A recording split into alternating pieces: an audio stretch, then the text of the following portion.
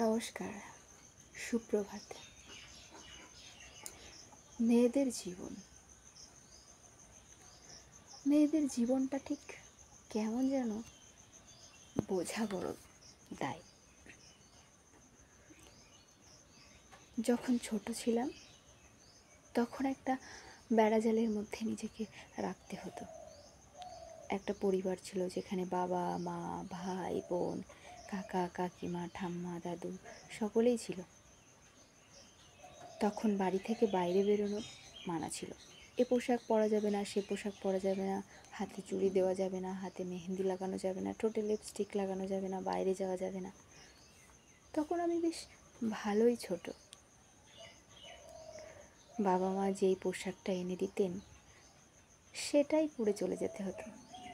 বছরে দুবার, একবার পুজোর সময় আর একবার বাঙালির শ্রেষ্ঠ উৎসব পয়লা বৈশাখে। এইভাবে ধীরে ধীরে বড় হয়ে ওঠা। যখন একটু বড় হলাম, নিজের মতো চলা শিখলাম, তখন কোথাও যাওয়ার কথা বললেই বাবা মায়ের একটাই কথা হতো, না।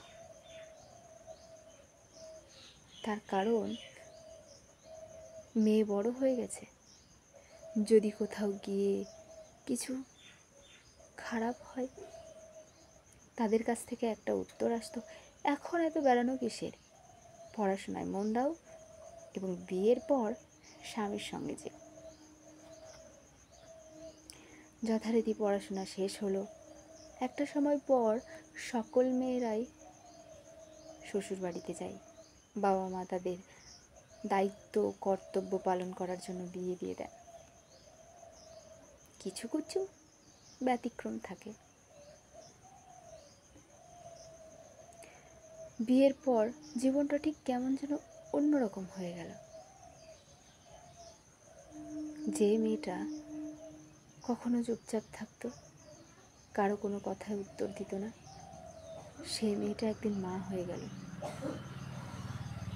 একটা সন্তানকে সামলানোর দায়িত্ব নিয়ে নিল। তারপরে পরিবারের ছোটোখাটো ঠুকিনাকি কথা তো আছেই। একটা মেয়ে সহজেই মুখ খোলে না। কথা শুনতে শুনতে যখন তার পিঠটা দেওয়ালের সঙ্গে ঠেকে যায়, তখন সে তার বাঁধনটাকে ভেঙে উত্তর দিতে শুরু করে। সেই জায়গায় তো আসল সমস্যা।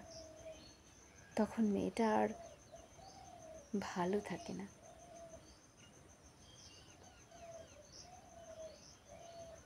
সম্পর্কের বেড়াজালে আটকে তখন সে সকলের কাছে খারাপ হয়ে যায়। কিছু কিছু মেয়ে আছে যাদের তখন সেই বাড়িটাই তাদের কাছে একটা জেলখানার মতো মনে হয়।